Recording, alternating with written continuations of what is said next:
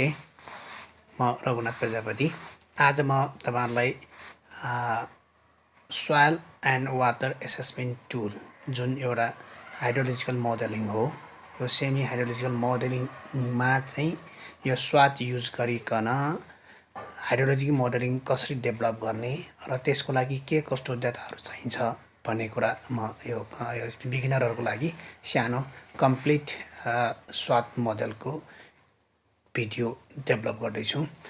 अब यसमा यो मेन यो हाइड्रोलोजिकल मोडेलले क्लाइमेटिकल डेटा भन्नाले rainfall, temperatures, land use, soil type र डीएम लाई बेस मानेर सँगसँगै अब छ भने ह्युमिडिटिज, विन्ड, सोलर को डेटा युज गरिकन त्यो रेनफल चाहिँ हाइड्रोलोजिकलमा कसरी कन्भर्ट हुन्छ भन्ने कुरा यसमा देखाइनेछ।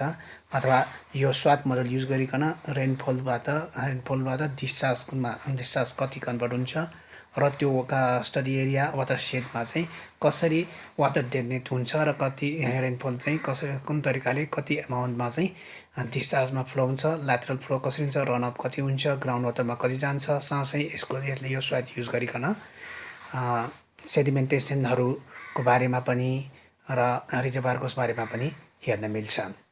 सबभन्दा पहिला यसमा चाहिने भनेको टेम्परेचर डाटा भयो। टेम्परेचर डाटा भयो, त्यसमा टेम्परेचरमा म्याक्सिमम र मिनिमम चाहिन्छ।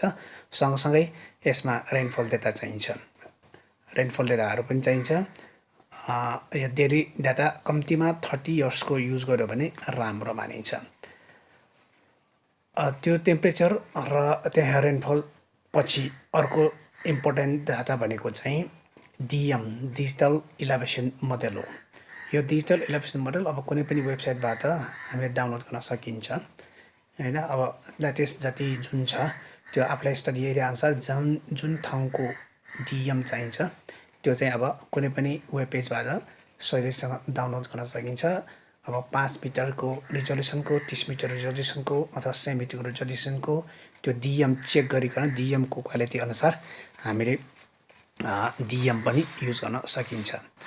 जस्तै अब यो ओपन टोपोग्राफीबाट डीएम कसरी एक्सट्र्याक्ट गर्ने त्यो पनि यहाँ मैले घरघटी प्रोसेस गरिरहेको छु। अब आफुलाई चाहिने एरिया चाहिँ सेलेक्ट गरौँ।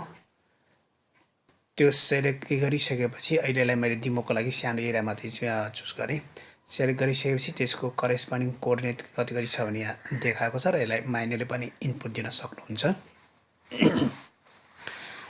अब यसमा यो चाहिँ यो सेलेक्ट गरेको अनुसारको करेस्पोन्डिङ कोअर्डिनेट भयो। त्यसपछि तल एउटा यो टाइटल र डिस्क्रिप्सन थोरै पढ्नुपर्ने हुन सक्छ यो ओपन टोपोग्राफीबाट डीएम डाउनलोड गर्दाखेरि चाहिँ। मैले यसमा नाम राखेँ रिसर्च को लागि भनेर लेखेँ। यति गरेपछि इमेल सेन्ड गर्नुपर्ने हुन्छ।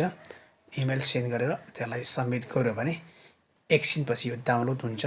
डाउनलोड कम्प्लिट भएपछि डाउनलोड गर्नलाई त्यो अप्सन दिएको हुन्छ र त्यो चाहिँ अनि हामी डीएममा त्यो डीएम चाहिँ आर्कजीआईएस मा युज गर्न सक्छौं। यहाँ प्रोसेसिङ भइरहेछ। अब यो यसलाई डाउनलोड गर्न पनि सकिने भयो। यसरी हामी डीएम चाहिँ सिम्पली यो ओपन टोपोग्राफी वेब पेजबाट डाउनलोड गर्न मिल्छ।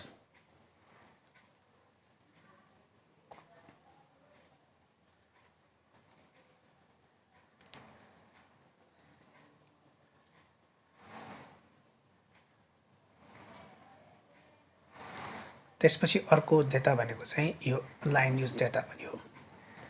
यो इस्रीको वेब पेजबाट पनि डाउनलोड गर्न सक्नुहुन्छ अथवा अरु कुनै पनि सुटेबल वेब पेजबाट आफुलाई चाहिने स्टडी एरियाको लाइन युजलाई डाउनलोड गर्न सकिन्छ। मैले अहिले देखाएको चाहिँ इस्री वेब पेजको सेन्टिमेन्टल डाटा 2 बाट लाइन युज कभरेज डाटा हो। यहाँ चाहिँ अब फरक डेटको फरक सालको करेस्पोन्डिङ डाटा चाहिँ दिएको हुन्छ। अब यसलाई डाउनलोड गर्नलाई पनि तपाईले यहाँ डाउनलोडमा क्लिक गर्न सक्नुहुन्छ। डाउनलोडमा क्लिक गरिसकेपछि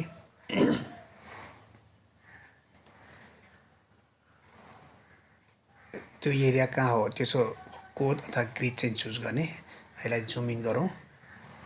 जुम इन गरेपछि यसमा चाहिँ कुन कति सालसम्मको डेटा छ भनेर यहाँ देखाएको छ र पहिला जुम इन गरौँ र त्यसपछि सेलेक्ट गरेपछि त्यो साल पनि सँगै दिएको छ। ओके, अब कुन सालको कति सालको लाइन युज गर्ने हो त्यो युज गर्न सकेसम्म ल्याटिस युज गर्दा नै राम्रो भयो। त्यसपछि क्लिक गरेपछि डाउनलोड हुन्छ। यो लाइन युज चाहिँ अब डाइरेक्ट हामी आर्कजिआइएसमा युज गर्न पाउने भयो। पछि सुटेबल एउटा चाहिँ यसरीबाट लाइन युज डाउनलोड गर्दा नै राम्रो। त्यसपछि अर्को भनेको चाहिँ स्वाल टाइप हो। स्वाल टाइपमा पनि यसरी सुटेबल कुनै पनि जिआइएस के अरे वेब पेजबाट अथवा सेटेलाइटबाट डाउनलोड गर्न पनि पाइयो। मैले चाहिँ सोतर अथवा स्वाल एन्ड टेरेन डाटाबेसबाट चाहिँ डाउनलोड गर्ने गर्छु। यो चाहिँ यसबाट डाउनलोड गरेको राम्रै मानिन्छ। अब यसमा नेपालको, चाइनाको, इन्डियाको फरक फरक कन्ट्रीको स्वास्थ्य डाउनलोड गर्न सकिन्छ। अब मैले यो एक्जाम्पलमा दिन खोजेको चाहिँ सपोज सुनकोशी रिभर बेसिनको गर्न खोज्यो भने त्यहाँ सुनकोशी रिभर बेसिनको क्याचमेन्ट चाहिँ Nepal as well as China पनि दुइटै हुन्छ। भनेपछि त्यसमा नेपालको मात्रै राखेर पनि पुगेन। सो त्यतिखेर चाइनाको पनि डाउनलोड गर्ने, नेपालको पनि डाउनलोड गर्ने। भनेपछि डाउनलोड चाहिँ यसरी गुगलमा स्वतः डाटा फर नेपाल, स्वतः डाटा फर चाइना डाउनलोड गरेर टाइप गरेर यो चाहिँ राख्न सक्नुहुन्छ। के अरे डाउनलोड गर्न मिल्छ। त्यहाँ देखाउँछ र त्यसको डाउनलोड अप्सन तलपट्टि छ। त्यो डाउनलोड गरेपछि यो स्वतः डाटा होल नेपालको, होल चाइनाको अथवा पर्टिकुलर रिजनको चाहिँ डाउनलोड गर्न दिन्छ। यसमा डाउनलोड क्लिक गर्नुहोस्, डाउनलोड हुन्छ। यो चाहिँ अनि डाइरेक्ट हामीले आर्कजिआइएसमा अथवा स्वाटमा युज गर्न सकिने भयो।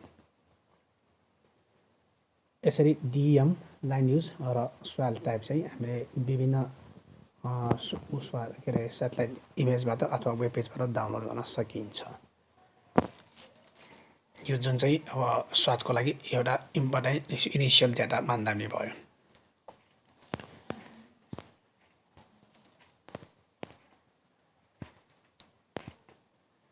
त्यसरी नै अब स्वाटको सफ्टवेयर जुन छ त्यो चाहिँ कहाँबाट डाउनलोड गर्ने भने यसै गुगलमा स्वाल एन्ड वाटर एसेसमेन्ट टुल भनेर टाइप गरेर अथवा स्वाट टुल भनेर टाइप गरेपछि स्वाटको सोइल वाटर एसेसमेन्ट टुलको वेब पेजमा जान्छ। त्यहाँ चाहिँ सजिलैसँग फ्री डाउनलोड हामीले स्वाटहरू फ्रीली डाउनलोड गर्न सक्छौँ। भनेपछि यहाँ गएपछि यसमा क्लिक गर्दा भयो।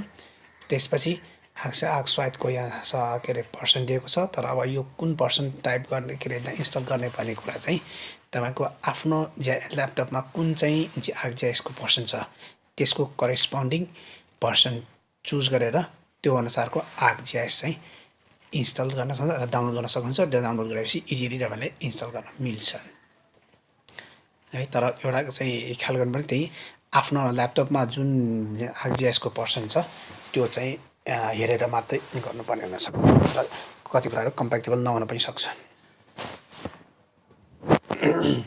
अब मेरोमा चाहिँ 10.4 हो आर्कजिआइएस, त्यसैले 10.4 आर्कजिआइएस इन्स्टल गर्ने, डाउनलोड गर्ने र इन्स्टल गर्ने हो। त मैले अलरेडी मेरो कम्प्युटरमा भइसकेको भन्दा मैले यसमा चाहिँ अब डाउनलोड गरिनँ अथवा इन्स्टल गर्नु परेन। त्यो तपाईँले यसरी डाउनलोड गरेर त्यसलाई सजिलैसँग इन्स्टल चाहिँ गर्न सक्नुहुन्छ।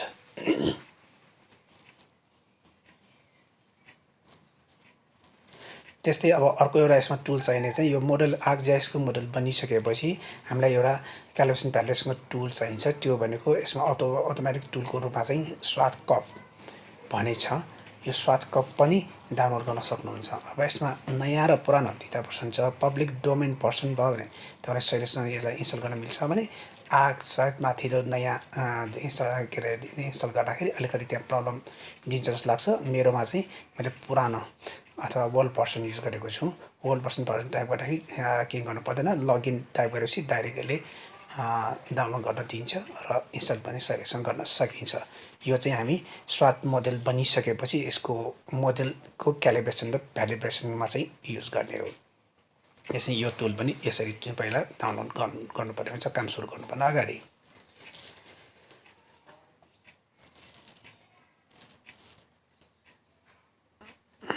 त्यसपछि अब क्लाइमेटिकल डेटा अथवा रेनफल, टेम्परेचर, ह्युमिडिटिज, विन्डहरूलाई चाहिँ हाम्रो नेपालमा डिएचएमले प्रोभाइड गर्ने डाटा चाहिँ टेक्स्ट फर्ममा हुन्छ। त्यो टेक्स्ट फर्ममा भएको डाटालाई चाहिँ इजिली अब हजारौँ लाखौँ डाटाहरूलाई टेक्स्ट फर्ममा टाइप गर्दाखेरि गाह्रो हुने भएकोले त्यसलाई चाहिने एउटा टुल पनि यो वेब पेजमा छ, जसलाई चाहिँ वेदर डाटाबेस टुल भन्ने छ त्यो डाटाबेस युज गरिकन गर्न सक्यो भने सजिलैसँग हामीले आरजिएसलाई चाहिने टेक्स्ट फर्मको डेटा चाहिँ बनाउन सक्छौँ।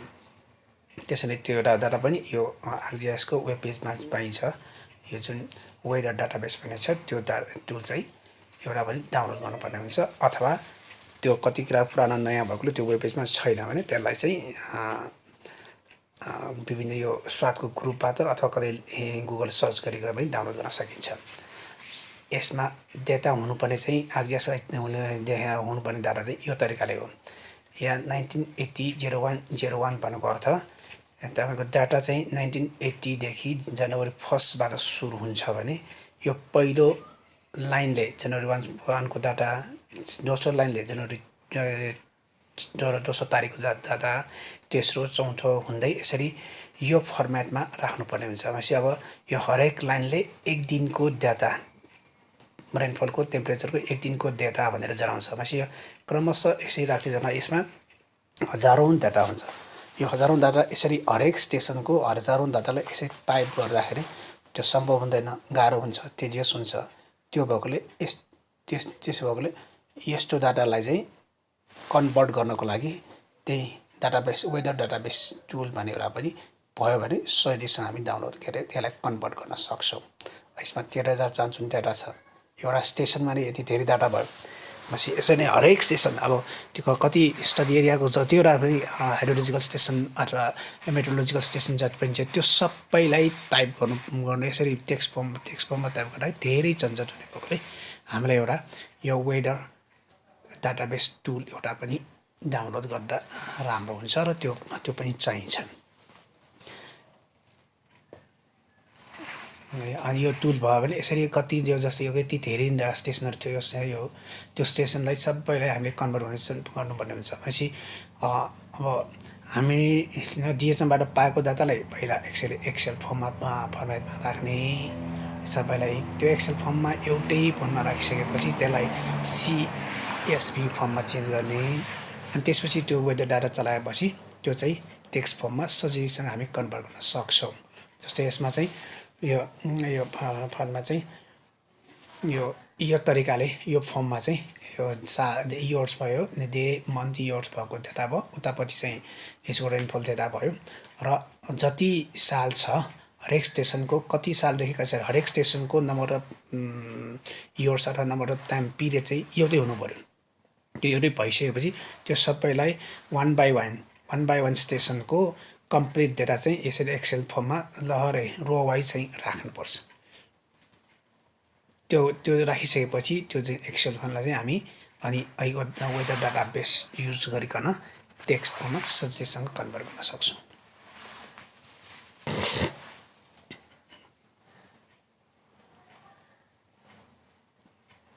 अब यसको वेदर डाटाबेस पनि चाहिन्छ भने तपाईँ डाउनलोडमा त्यसको म्यानुअल पनि छ, त्यो पनि सजिलैसँग डाउनलोड गर्न सक्ने भयो। र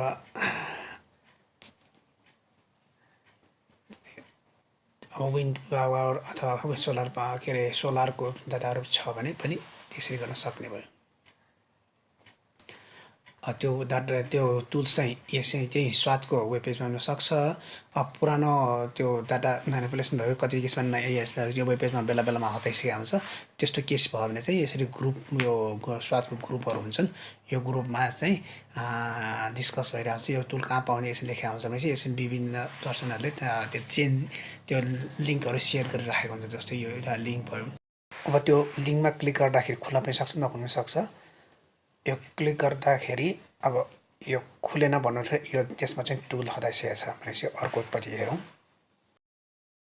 भनेपछि यसरी ग्रुपहरूमा विभिन्न लिङ्कहरू राखेका हुन्छन्। अब कुनै नयाँ नयाँ कहाँ पाइन्छ यसरी क्लिक गर्नुभयो भने त्यो डाइरेक्ट चाहिँ त्यो वेदर डाटा चाहिँ डाउनलोड हुन्छ।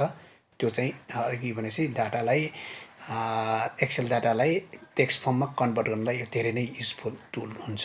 भनेपछि यो निकाल्ने तरिका अथवा यसलाई खोज्ने तरिका चाहिँ यसरी यो तरिकाले खोज्न सक्छौँ। वेब पेजमा भयो भने वेब पेजमा भने त्यो स्वाटको ग्रुप बनाइरहेका हुन्छन्, त्यहाँबाट डाउनलोड गर्दा पनि भयो र डाइरेक्ट अनि इन्स्टल गर्दाखेरि इन्स्टल हुन्छ। यो अथवा इन्स्टल त गर्नु पर्यो नि, त्यसलाई एक्सट्र्याक्ट गर्नु पर्यो भने चाहिँ एक्सट्र्याक्ट गरेपछि डाइरेक्ट हामी यो युज गर्न सक्छौँ। त्यो कसरी युज गर्ने म पछाडिकोमा यो टुलहरूको बारेमा बिस्तारै 1 by 1 पछाडि भन्दै जान्छु।